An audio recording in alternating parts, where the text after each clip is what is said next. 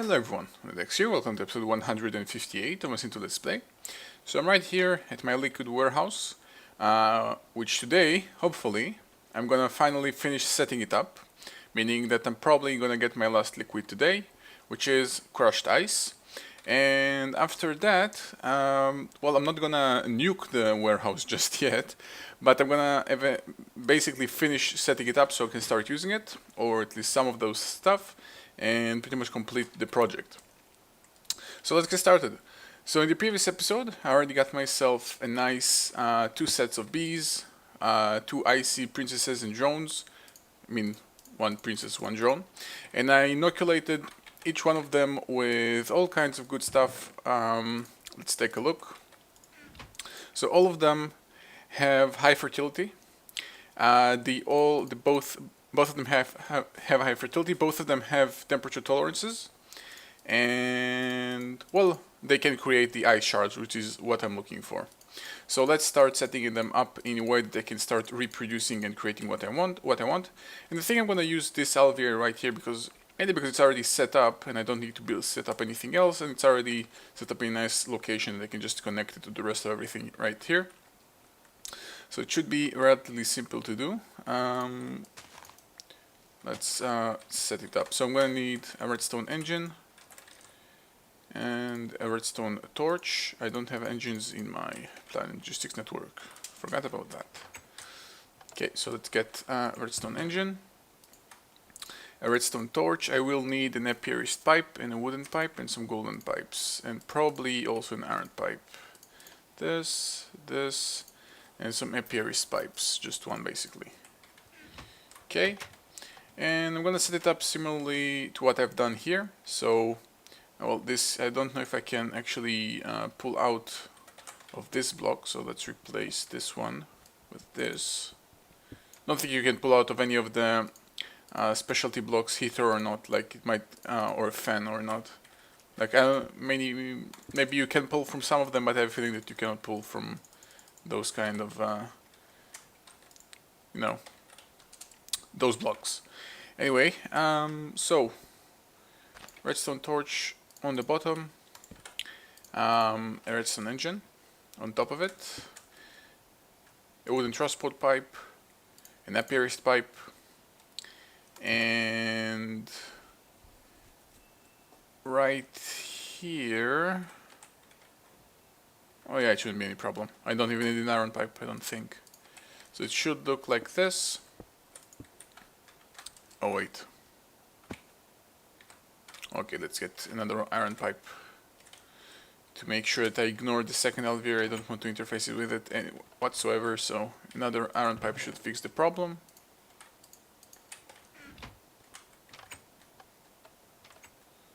So move those 2, place this instead, and set them up to be facing towards the apiarist pipe, just like this. There we go. So any bee traveling through this network pipe will go towards this direction. This apiarist pipe already filters that all the bees go towards there. Sorry, all the bees go towards the inside, but anything else, whether being a bee or not, depends if there is room in the alveoli or being an item, simply go through my processing route. So yellow is anything, red is any bees. I'm gonna follow the same design right here because it's in the same direction, same rotation. It should be ready to go. So last thing remains to do is just set up the bees and make sure that the current environment, they're happy and they don't require any type of modification. They don't seem to complain yet. Yeah, seems to be doing relatively fine. It would be best if I could just see their durability dropping a little bit, but it seems to be doing fine. And hopefully when both the drone and the princess are inoculated with the temperature and humidity tolerance, and there we go.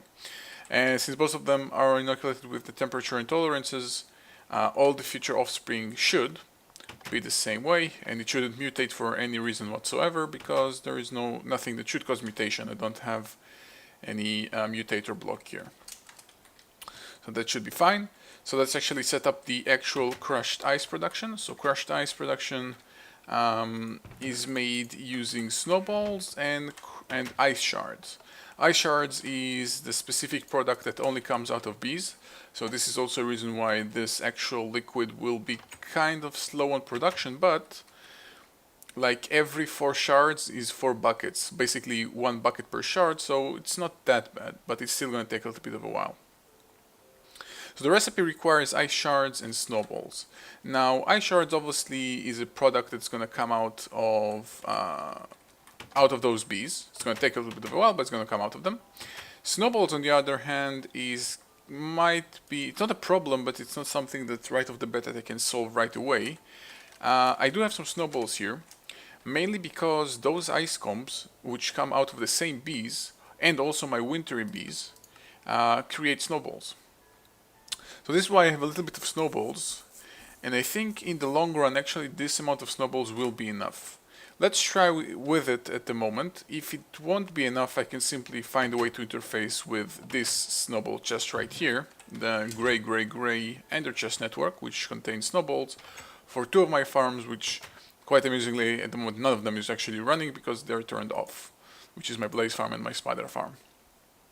Anyway, let's set it up. So I'm gonna need 4 ice shards. Well, I'm going to need a amount of ice shards basically.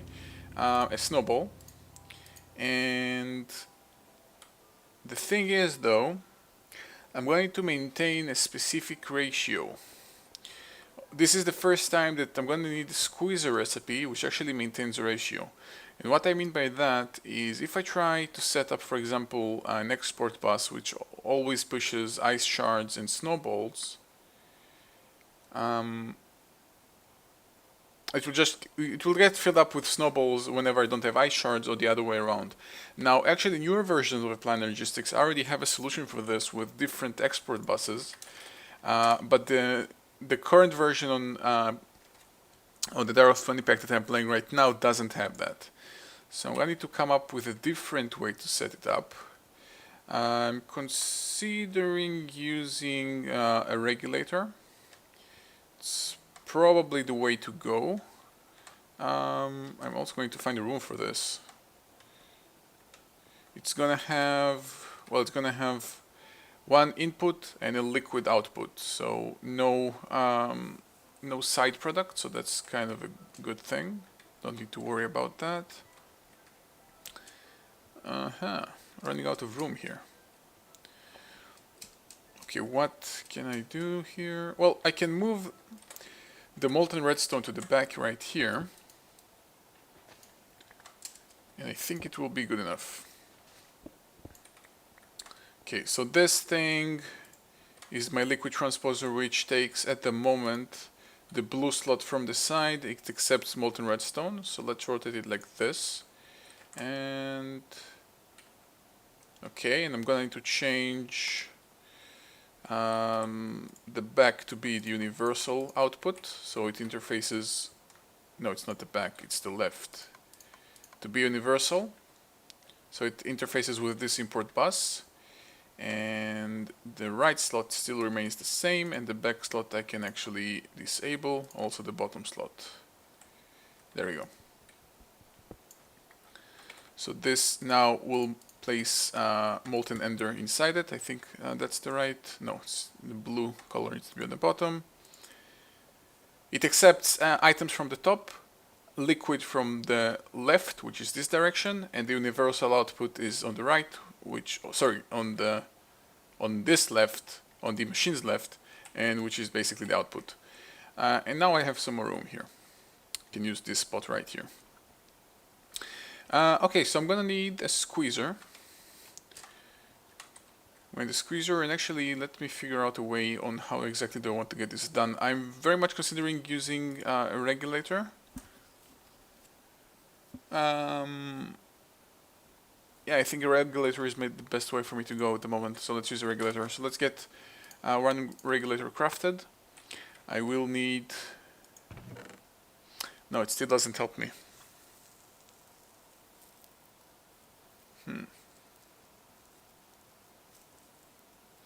Okay.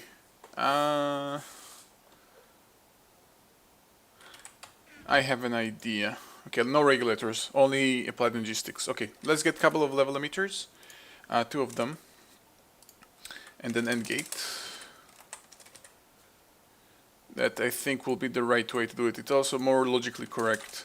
It would have been the best if I had a newer version of Applied Logistics here, but since I really don't want to manually install anything, mainly because if every time you manually install a mod into the mod pack, if the mod pack updates, it kind of everything breaks and you do it again, and it's a bit of annoying. So I'd rather not do it. So let's use two level emitters, an export bus, and the end gate.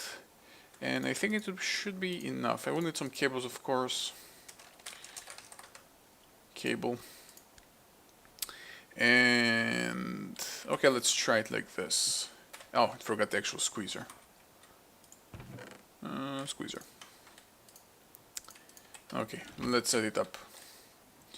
Also going to need some liquid ducts and a liquid tesseract, but that's gonna wait. So let's set up this thing right here.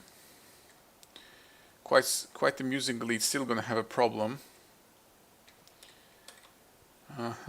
So this is still going to have an issue. Okay, let's elevate it. Let's get a redstone conduit and actually elevate it one block like this. It's not a little ugly, but it's going to work, which is the important part. Okay, squeezer. From the top there is going to be an export bus, and that export bus will be having an end gate connected to it. Let's have the end gate connected from the back. So I'm gonna need to elevate this right here. Now I'm going to have the end gate from the front. Okay, the end gate will be from here. Wow, this is super ugly. Okay, let's have the end gate from here. Right here, it's gonna have the end gate right there. Let's disable the back input. No, let's disable the left input. So it's gonna have two inputs, one on the right and one on the left. This and this. And this one will emit a signal if I have more than one snowball. And this will emit a signal if I have more than 4 ice shards. If they're both emitting a signal, this will only work with a signal, active with a signal, and it will move 4. Oh wait.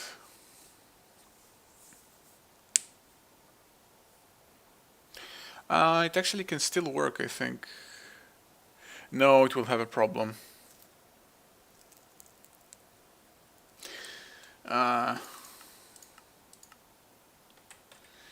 Okay. Countering a little bit of a problem here. Okay, let me try and figure this out off screen. Be right back. Okay, so I think I made up my mind. I'm actually gonna get inspired by my old regulator that I had right here, which I think I removed it actually. If you have missed it, I did use it earlier, a lot earlier actually. I removed it the moment I started integrating Applied Logistics. I removed it. But I had a regulator from my Blaze Rods farm that was regulating the way I'm basically having those blaze rods integrated into my system, because blaze rods come at either 1 at a time or 2 at a time and all of that, but I didn't want so much bounce back in my tubes. I kind of had the regulator in between everything, that it was always waiting either for full stacks or quarter stacks or half stacks, doesn't matter, and only when it had it a specific number actually moved items around. Now you can also do that to kind of maintain a specific ratio of items if done correctly, and this is what I'm going to do here. So first, as you can see, I've extended the room here. I wanted to have a little bit more room to work with instead of just this small place. So since I know usually,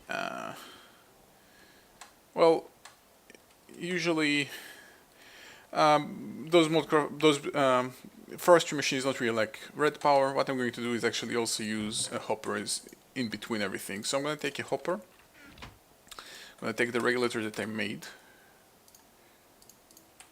and use that. So the hopper will be up on top. getting there is kind of a problem with all that network of cables. And the regulator will be coming from, okay, let's have it going towards this direction right there. So it's going to be kind of very far away, but since it's a little bit a complicated thing, just want to keep it that way. Want to keep it as simple as I can. So I'm going to need the regulator to be facing like this. And I'm going to go for this mod, which basically says that whatever, it's going to wait until it has a specific amount of items that it's looking for and only then move them. This is basically what this mod says. So it's going to wait until it has snowball and 4 ice shards. They're going to build up, and the moment it has them, it's going to send them away. It's not going to interface with this right window right here, because this interface right here is dedicated when you have an adjacent inventory, but since I'm going to simply use a tube, it doesn't count and it doesn't matter. So that will come from here, and this Zakarov crystal just stabbed me. And from here, it's going to be relatively simple. I'm going to have 2 filters and do pretty much the same thing that I've been doing so far with regulators. So have a specific filter for both items. So let's get 2 filters. Going 2 of them, I will need a timer. We'll need 2 interfaces, and should be enough. So just gonna wait for this to craft. What's the intellect drop? I have no idea. Okay, so filter here. When I rotate them, of course. So I need the output facing this direction. Same here. This will be moving out, let's say, ice shards. This will be moving out snowballs. And both of them will be connected, to an interface. Okay, this ice shard, this snowballs. Both of them will be connected to the specific interfaces. Very nice that this is already connected to the rest of the network. And if I do it right, which is this will need to keep an export of snowballs, this will need to keep an export of ice shards, and last thing I just need is to connect this. If I did it correctly, when I place a timer right now, what should happen? The regulator will start to build up those items. Snowballs no longer enter. Only ice shards enter, and the moment I have 4, you can see that both of them went through, and both of them got into the squeezer. They're now going to make the crushed ice, and the process is going to repeat itself. Now it's only going to work when I have the right amount of ice shards, or snowballs for that matter, doesn't matter which one. Now as you can see, since my system is kind of out of ice shards, it stopped. It cannot do it anymore, so it's waiting for more. There we go, got 1 more. It's waiting to get even more. And yeah, so if for example I dump 1 ice shard back into the system, it should now go through and again build up here. And this is pretty much a simple way to make sure that you got reissues. Now of course, again, as I've said, if I got the newer version of Platinum G6 installed, it would have kind of fixed itself, because there is a designated export bus just for this, but unfortunately since I don't have it installed, it's not going to work for me. So finally, let's just set up the liquid extraction. And I'm going crazy right here. So for that, I'm going to need a redstone torch. A redstone torch, a liquid tesseract, or 2 of them also for the output, and some liquid ducts. So the redstone torch will be out here. Liquid ducts will be here and here. This will be on extraction mode. This will be a liquid tesseract. And I'm going to the new frequency. Frequency 13 is steam, 14 is not taken. So 14 will be crushed ice. Add that name, and this will be sending only. Let's quickly go ahead and sleep and finally complete the crushed ice. Okay, so making my way to the last tank, which still doesn't have anything in it. replace this block with the valve, same that I did with any of them, all of them, and place the liquid tesseract right here. Go on the crushed ice net frequency and set it to be receiving only, and now building up a crushed ice liquid buildup. If I go ahead and actually dump the rest of the crushed ice that I have, and also actually want to take a look here, yeah, those bees seems to be doing fine, building up very nicely. So there shouldn't be any problems. If I dump the rest of those things back inside, can pretty much be sure that I'm gonna start building up a nice supply of crushed ice over time. Again, I'm kind of reliant on the speed of which my bees produce that ice shard product, but as you can see, it's starting to build up. It actually built up relatively fast. It's gonna build up, I think, faster than my apple juice, surprisingly enough, because of the way it's created. So yeah, there we go. Liquid warehouse project completed. Kind of awesome. Kind of pleased with myself, and it was brilliant idea by my viewers, so thank you. It actually was quite fine thing to do, and it actually, in the process of making this, gave me a bunch of other ideas on mainly what could I do with all those liquids. So this is kind of a very, very good idea, which I'm very pleased that I've been doing. Again, I just want to quickly make sure that I'm following this up, which make sure that it has still no problems, it's still working, yeah. No accidental buildup, no nothing. So that's kind of awesome. Yeah, it's working, it's great. Okay, so since this project is pretty much completed, as I've said, there are still some liquids that I haven't managed to get, such as acid and poison and liquid nitrogen. I think only those three, which are currently available in the pack. But unlike the other liquids, although you can argue about, for example, milk or coolant, those liquids by definition have no use. So I kind of, and mainly because of that, and also because kind of the only way to get them is only kind of mutating bees, and it's a little bit of a boring process. So I think on those three liquids I'm gonna pass. And I'm pretty sure that except for the liquid DNA, which I'm collecting right over here, I think I've nailed every type of liquid. Let's actually go over the liquid transposer and take a look. If I don't recognize a new color, which I haven't taken care of. At the moment, nothing new. Fuel oil, poison acid, liquid nitrogen again. Yeah, I think, except for the colors, oh, there is black ink. Well, again, black ink is kind of a silly thing to craft, so... yeah, I think I've got all of them. So the project is officially completed pretty much. Ooh, short mead. Okay, that I haven't gotten. Honey, apple juice...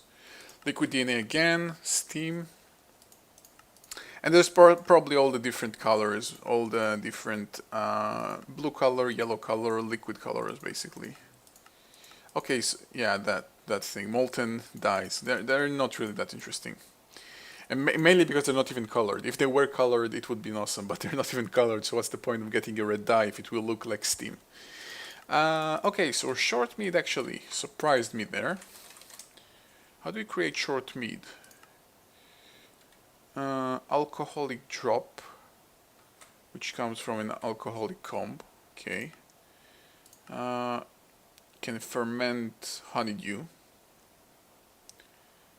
and any type of something with honey. Actually gives honeydew a use. Okay, this is again another liquid I could try and get. Well, I have no idea what to even use it for. Okay, but before I do any of that, I'd like to do something else. Since I started generating creating that steam, and started to use a lot of biofuel, and as a result started using a lot of biomass. I actually noticed that most of my biomass supply is actually dwindling down. It's going down a lot faster than I'm using it.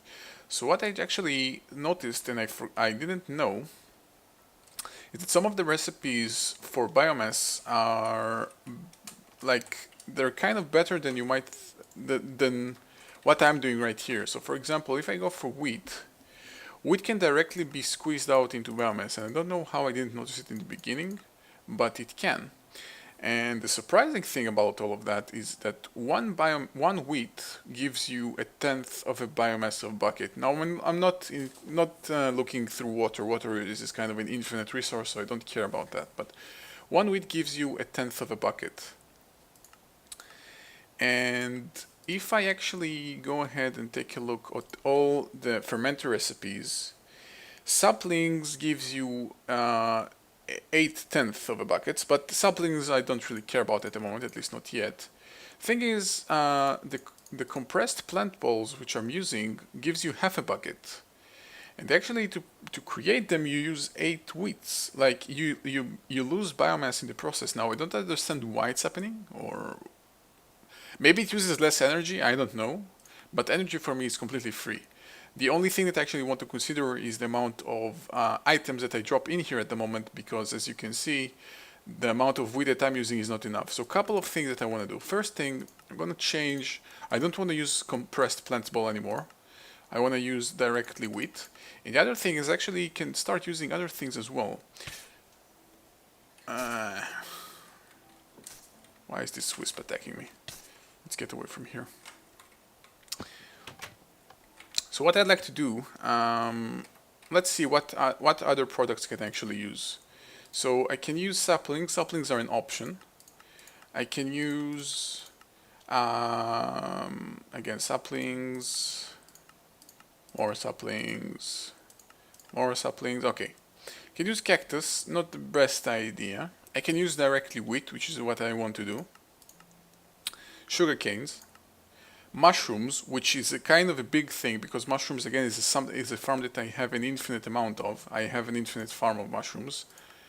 The other type of mushrooms, and basically that's that.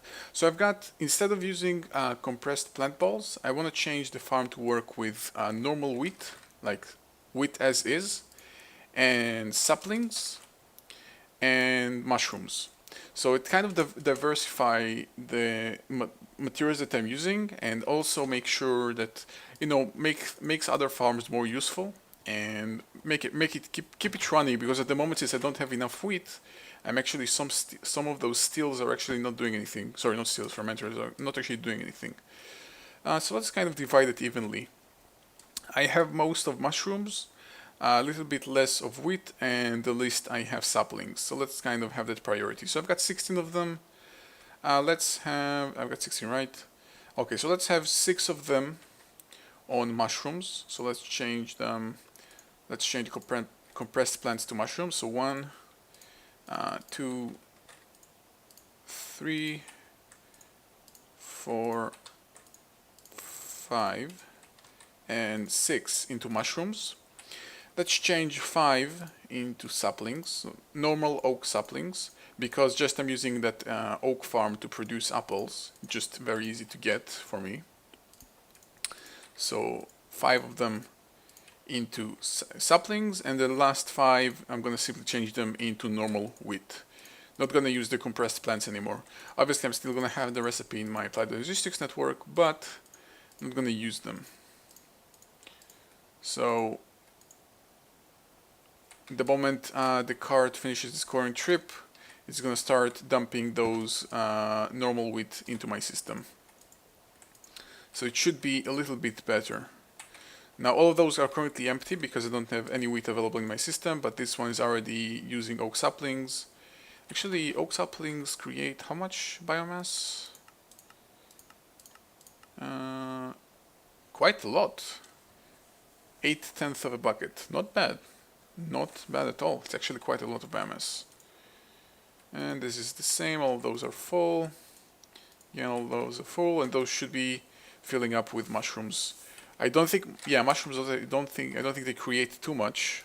If, yeah, 1/10 of a bucket. But then again, I have pretty much an infinite farm of mushrooms, and it's a lot faster than my other farm. So it's gonna simply start making this farm run again.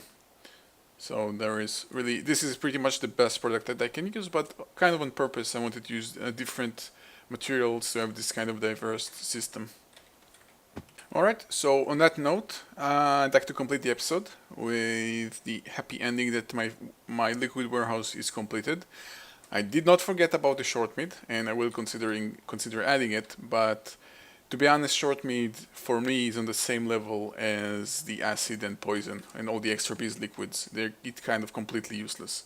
So, might add it in the future, but as far as I'm concerned, I can call this project completed. It was kind of an awesome experience. And I'm probably even going to start using some of those liquids for other things other than just watching their pretty colors. Alright, so as always, thanks for watching, and I'll see you guys next time.